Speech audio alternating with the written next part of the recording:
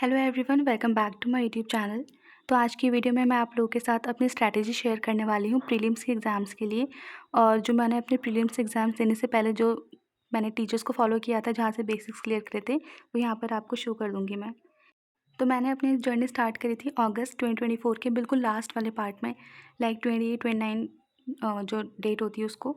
फिर उसके बाद तो सितंबर में मेन स्टार्ट करा मैंने, अक्टूबर में करा, नवंबर में मैं नहीं कर पाई थी because of medical condition. Then December में मैंने इसको फॉलो किया, जनवरी मैंने फॉलो किया और फेब में मैंने अपना एग्ज़ाम दिया था एसबीआई क्लियर प्रीलिम्स वाला।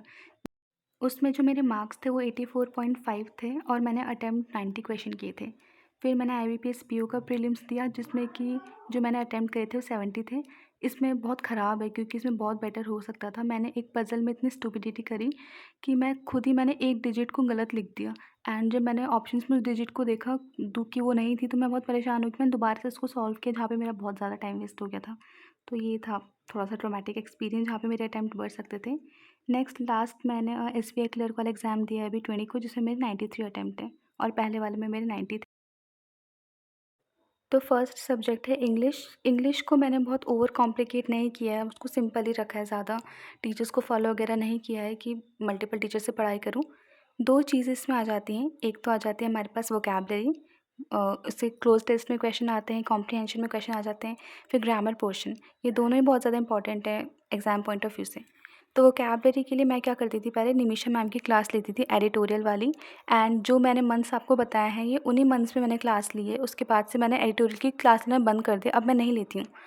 निमिषा मैम की मैंने ली है और वो भी अच्छा पढ़ाती हैं। इसके अलावा जो मैंने दूसरे टीचर फॉलो किए थे वो संतोष सर थे। अब ऐसा नहीं कि मैं दोनों की ही क्लास डेली लेती थी, मैं कभी जैसे निमिषा मैम की ले ली, कभी संतोष सर की ले ली, तो ऐसे करके चलता रहता था। और दोनों ही बहुत अच्छा पढ़ाते हैं, आप दोनों में से किसी को भी प्रेफर कर सकते हैं अपनी स्टडीज़ के लिए।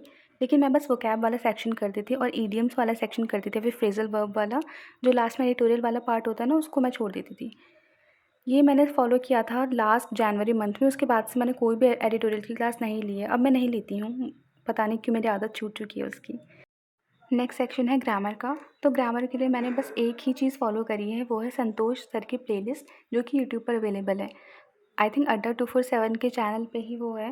तो वो प्लेलिस्ट मैंने फॉलो करी थी एक बार। और अब मैं क्या करती हूँ, जब भी मेरा एग्ज़ाम होता है उससे पहले मैं हमेशा दो चीज़ें करती हूँ, जो मैंने वो कैब के नोट्स बनाए रहते हैं, आई मीन वर्ड मीनिंग्स लिखे रहते हैं, एक तो वो मैं कर लेती हूँ और एक ग्रामर में सारा रिवाइज कर लेती हूँ।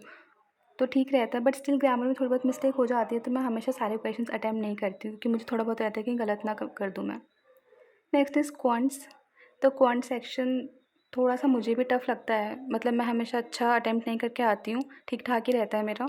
तो मैंने क्वांट्स के लिए जब फॉलो किया था फर्स्ट, कौशिक सर को मैंने फॉलो किया था। इनका जो चैनल है वो करियर डिफाइन नाम से है, आप उसको यूट्यूब पे सर्च कर सकते हो। और ये बहुत बहुत ज़्यादा अच्छा पढ़ाते हैं, इनका पढ़ाया हुआ बहुत ईज़िली समझ में भी आ जाता है। इनकी वीडियोज़ को मैंने मेनली यूज़ किया था अपनी फाउंडेशन बिल्ड करने के लिए, मतलब जब मुझे कुछ नहीं पता था क्या सिलेबस है, क्या नहीं है, तो मैंने इनकी वीडियोज़ देखना स्टार्ट करा था। वहाँ से मैंने थोड़ी-थोड़ी चीज़ें ग्रैस्प करना सीखी। इनकी जो वीडियोज़ हैं 4-5 आवर्स की हैं और हर डिफरेंट टॉपिक्स पे, तो आप इनको फॉलो कर सकते हो अपनी फाउंडेशन स्ट्रॉन्ग करने के लिए। और ये क्लासेस भी लेते हैं, मेंस की क्लासेस भी लेते हैं यूट्यूब पे, तो आप उनको भी फॉलो कर सकते हो। उसके बाद मैं क्या करती थी, गूगल पे मैं जाके सर्च करती थी प्रैक्टिस के लिए, कि जैसे सिंपल एंड कंपाउंड इंटरेस्ट उन्होंने पढ़ाया है, तो मैं इसके बाद सर्च करती थी कि सिंपल एंड कंपाउंड इंटरेस्ट के क्वेश्चंस फॉर बैंक एग्जाम्स, ऐसे करके तो जो बहुत सारे क्वेश्चंस आ जाते थे, आप वहाँ से प्रैक्टिस कर सकते हो। एंड ज़रूरी नहीं है कि आपको ख़रीदना ही है कोर्स कोई। नेक्स्ट जो मैंने टीचर फॉलो करे हैं वो हैं हर्षल सर। हर्षल सर बहुत ज़्यादा अच्छा पढ़ाते हैं और मुझे इनका पढ़ाया हुआ अच्छा लगता है, मुझे इनके क्वेश्चंस भी अच्छे लगते हैं। तो हर्षल सर और साथ ही कौशिक सर, ये दोनों टीचर्स अपने चैनल पे वीडियोस डालते हैं, जैसे किसी भी एग्ज़ाम से पहले भी वो एक्सपेक्टेड क्वेश्चंस की वीडियो डाल देंगे, तो काफ़ी हेल्प मिलती है उनसे, आप उनको फॉलो कर सकते हो। एंड मैंने कभी भी कोई पेड कोर्स नहीं ख़रीदा है आज तक अपनी लाइफ में, किसी भी बैंक कोचिंग की का। मैं बस यूट्यूब से ही पढ़ती हूँ, क्योंकि उसमें इतना सारा जब फ्री कंटेंट अवेलेबल है, इतना क्वालिटी कंटेंट, तो फिर पैसे बर्बाद क्यों करने। लोग आशीष सर को भी फॉलो करते हैं, इवन तो मैंने इनको नहीं देखा है उतना, मतलब मैंने बहुत कम वीडियोस देखी होंगी आशीष सर की। मैंने मेनली कौशिक सर और हर्षल सर पे ही रिलाई किया था अपने एग्ज़ाम्स के लिए। देन आप क्या कर सकते हो, बुक्स ले सकते हो या फिर पीडीएफ ले सकते हो। इवन बुक की भी ज़रूरत नहीं है, क्योंकि ऑनलाइन इतनी सारी पीडीएफ्स अवेलेबल है फ्री में, आप वहाँ से प्रैक्टिस कर सकते हो। इवन बुक्स की ही पीडीएफ वहाँ पे मिल जाती है फ्री में, तो आप उनसे प्रैक्टिस कर सकते हो। तो ये थी मेरी क्वांट्स की स्ट्रैटेजी।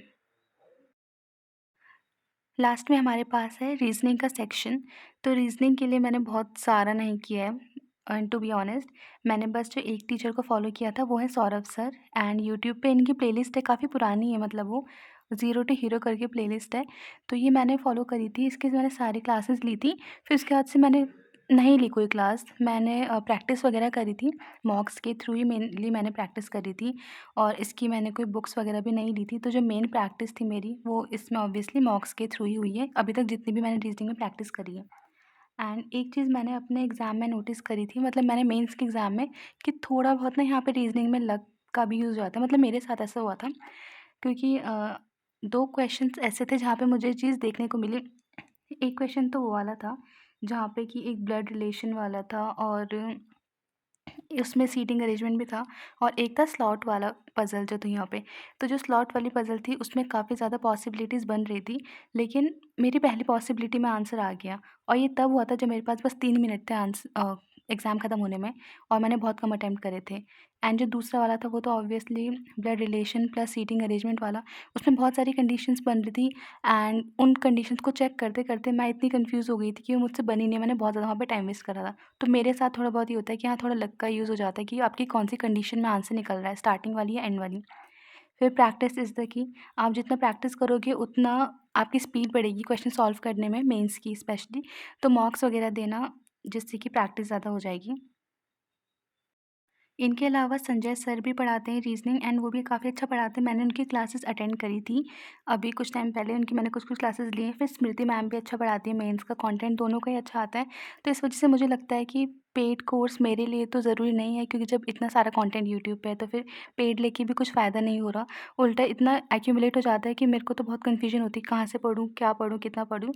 तो यही मेरा पूरा था। तो ये मैंने स्ट्रैटेजी आप लोगों के साथ शेयर करी है। थैंक यू, एंड प्लीज़ आप चैनल को सब्सक्राइब करना अगर आप चाहते हो कि मैं ऐसी और वीडियोज़ यहाँ पे अपलोड करूँ चैनल पे, एंड प्लीज़ चैनल को सपोर्ट करना। Thank you.